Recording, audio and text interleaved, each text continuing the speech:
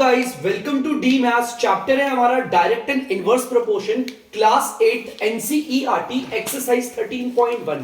तो जैसा कि बच्चों मैंने आप लोगों से बोला था कि एक्सरसाइज 13.1 के हमारे दो क्वेश्चन छूट गए थे, एक तो क्वेश्चन नंबर 1 और एक क्वेश्चन नंबर 9। तो हम उन दोनों को करेंगे। तो जल्दी से पहले हम क्वेश्चन नंबर 1 पढ़ते हैं। क्या कह रहा है? Following are the car parking charges near our railway station up to. बेटा एक कार पार्किंग के ना चार्जेस दे रखे हैं एक रेलवे स्टेशन के पास में। रेलवे स्टेशन के ना पास में लोग अपनी गाड़ियों को ला के पार्क करते हैं, है ना, वहां रखा रोकते हैं। देखो अगर आप 4 घंटे, एक तरफ तो हमें पार्किंग के टाइम दे रखा है, देखो पार्किंग का टाइम दे रखा है, और एक तरफ क्या दे रखा है हमें, पार्किंग के चार्जेस दे रखे हैं। अगर आप 4 घंटे तक पार्क करते हो तो 60 रुपए, अगर आप 8 घंटे के लिए पार्क करते हो तो 100 रुपए, अगर आप 12 घंटे के लिए पार्क करते हो 140, और अगर आप 24 घंटे माने पूरे एक कंप्लीट डे के लिए पार्क करते हो तो 180 रुपए।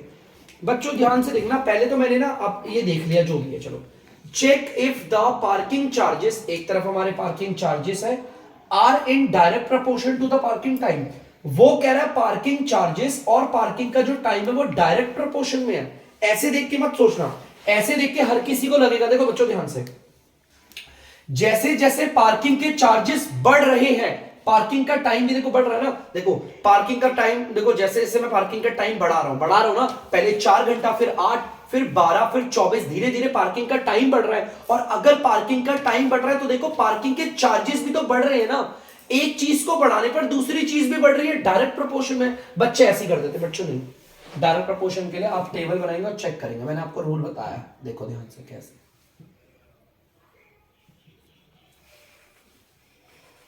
देखते हैं,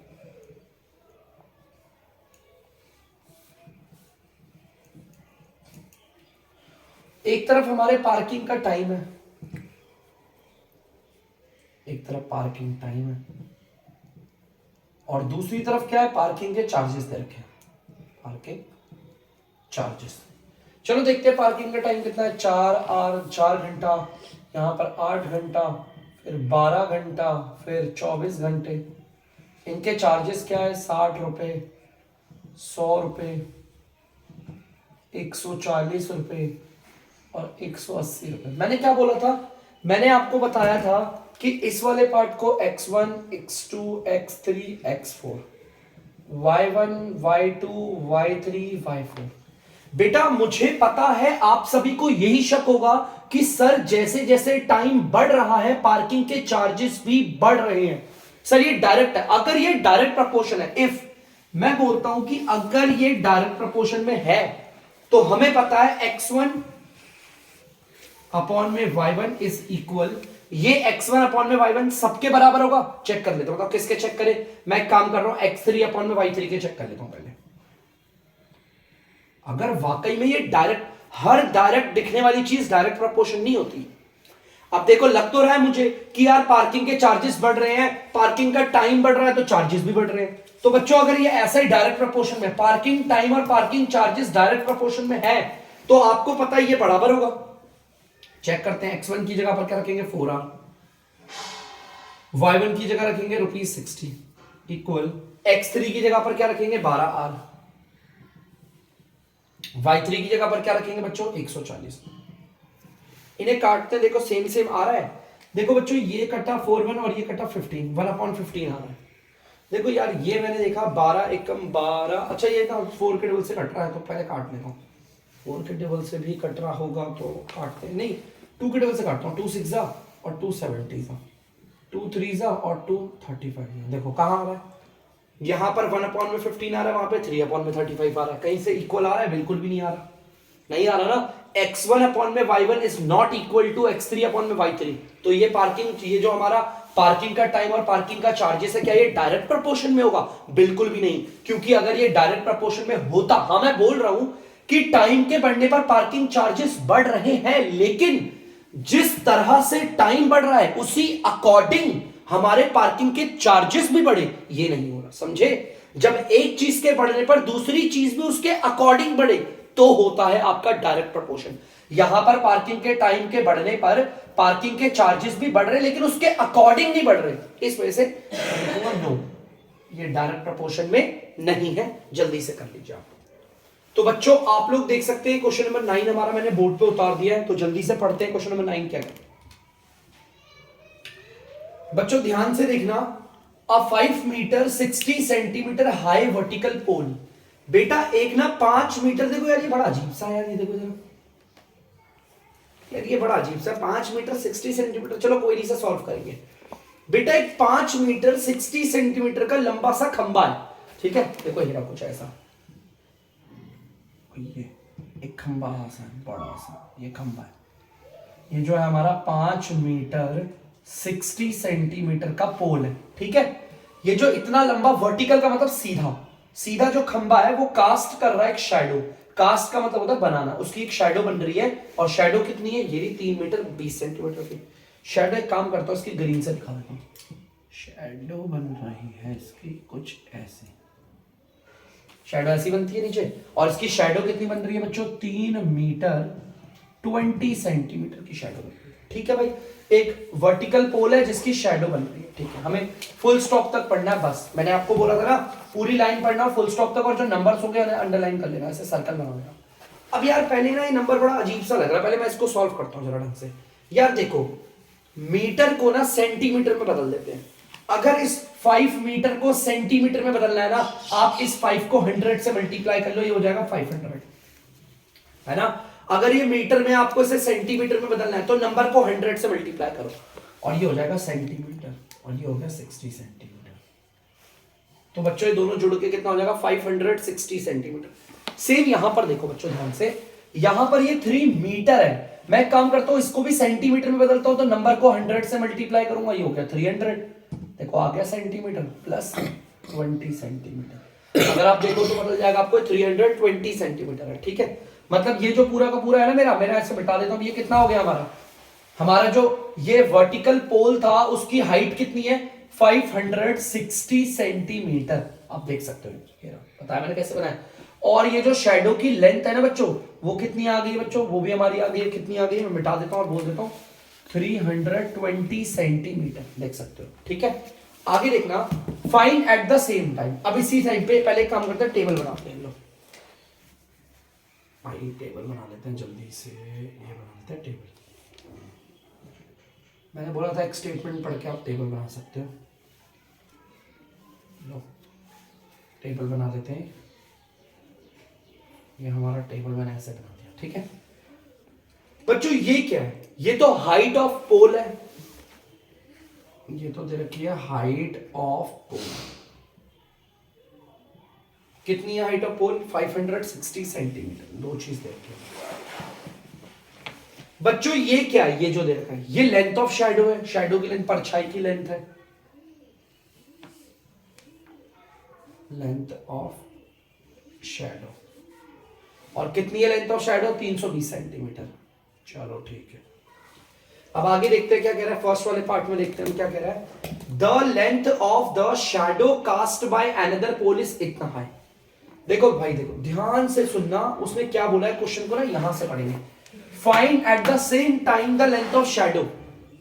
हमें ना शैडो की लेंथ निकालनी है जो कि पोल से बन रही है इतने। अब यार ये पोल देखो यार, फिर दोबारा इस पोल में दिक्कत आ रही है, देखो ध्यान से, ये देखो कैसा दे रखा है, पोल की हाइट कितनी दे रखी है यार, 10 मीटर है ना। आप इसे अगर सेंटीमीटर में बनाना चाहते हो, क्या करोगे आप इसे 100 से मल्टीप्लाई करोगे, तो देखो ये 1000 हो गया सेंटीमीटर, प्लस का ये 50 सेंटीमीटर आ गया। मीटर से अगर आपको सेंटीमीटर में आना है तो 100 से मल्टीप्लाई करोगे इसे, तो यही आएगा 100 सेंटीमीटर प्लस की प्लस लगा दिया 50 सेंटीमीटर, इन्हें जोड़ोगे तो आ गया 1050 सेंटीमीटर। मतलब कि 1050 सेंटीमीटर का लंबा हमारा खंबा है। देखो खंबे की हाइट है हमारा, इतना लंबा खंबा से कितनी हाइट बनेगी ये बताना है। और दूसरा वाला भी इसी के साथ देख लेते हैं। Find the same time the height of a pole. हमें पोल की हाइट निकालनी है जब शैडो की लेंथ हमें दे रखी है। देखो शैडो की लेंथ दे रखी है बच्चों, शैडो की लेंथ देखो, बोला हुआ था शैडो की लेंथ। शैडो की जो लेंथ है 5 मीटर है। भाई शैडो की लेंथ कहां रखूंगा मैं, यहां रखूंगा, है ना। 5 मीटर जब शैडो की लेंथ होगी तो पोल की हाइट क्या होगी, और जब 1050 सेंटीमीटर का पोल होगा तो आपका ये क्या होगा, ये ऐसे निकालना। तो बड़ा इजी है, देखते हैं आगे। और बच्चों देखो मैंने सबको सेंटीमीटर में ही बना रखा है, सबको सेंटीमीटर में, तो मैं इसे भी सेंटीमीटर में बना लेता हूं। और मैंने अभी आपको बताया कि आप क्या करेंगे, मीटर से अगर सेंटीमीटर में आना है तो नंबर को मल्टीप्लाई कर दो 100 से, वो हो जाएगा सेंटीमीटर। ठीक है, हमें ये दो निकालना सिंपल है। ये हो गया x1, ये हो गया x2, ये हो गया x3, ये हो गया y1, ये हो गया y2 और ये हो गया y3। जैसा कि आपको पता है जैसे जैसे आप पोल की हाइट को बढ़ाओगे तो उसकी शैडो भी बढ़ेगी ना। अगर इतना सा पोल है उसकी शैडो इतनी है, मैं अगर बोल दूं कि मैं पोल, अगर कोई इतना बड़ा पोल ले रहा हूं, अगर मैं पोल को बढ़ा दूं तो बच्चों इसकी शैडो भी तो बढ़ेगी ना।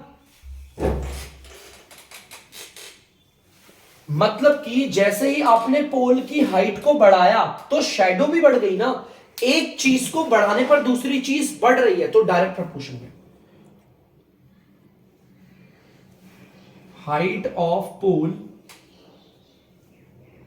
Is in direct proportion to length of shadow. देखो, चलो भाई ये डायरेक्ट प्रपोर्शन में, और मैंने क्या बोला था, अगर ये डायरेक्ट प्रपोर्शन में है तो ये जो x1 अपॉन में y1 है, तो ये जो x1 अपॉन में y1 है वो किसके बराबर होगा, x2 अपॉन में y2 के भी बराबर होगा, x3 अपॉन में y3 के भी बराबर होगा। तो पहले ले लेते हैं x2 अपॉन में y2, पहले इसे लेकर करते हैं। x1 आप देख सकते हो 560 सेंटीमीटर, y1 कितना आप देख सकते हो 320 सेंटीमीटर इक्वल, x2 कितना आप देख सकते हो 1050 सेंटीमीटर, y2 आप देख सकते हो नहीं पता तो y2 की जगह पे y2 आ गया। ठीक है, तो सबसे पहले तो छोटा मोटा जो कटेगा, काटने पीटने काटेंगे, क्रॉस मल्टीप्लाई कर लेते हैं। लो क्रॉस मल्टीप्लाई कर ले बच्चों, 560 सेंटीमीटर और y2 मल्टीप्लाई हो गया, इधर आ गया,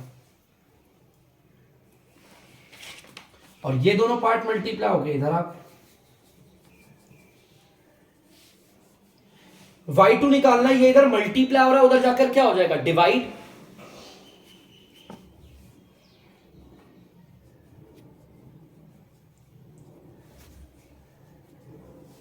ये इधर मल्टीप्लाई हो रहा था, इधर आके डिवाइड हो गया, मतलब नीचे चला गया। चलिए इसे सॉल्व करते हैं। सेंटीमीटर से तो पहले हमने सेंटीमीटर को काट दिया, ये लास्ट की जीरो थी और इस लास्ट की इसको काट देते हैं। अब ध्यान से देखना बच्चों, मैंने देखा ये दोनों 8 के टेबल से कट रहे हैं, दोनों के दोनों 8 के टेबल से पूरे कट रहे हैं, तो मैं काटता हूं बच्चों। 8 के टेबल से जाता है 4 बारी पे 32 और ये जाता है 7 बारी पे 56। ठीक है, आपको पता है 7 है और ये 1050, ये दोनों 7 के टेबल से जा रहे हैं। ये 7 के टेबल से जाता है 1 बारी पे और ये जाता है आपका 150 बारी पे।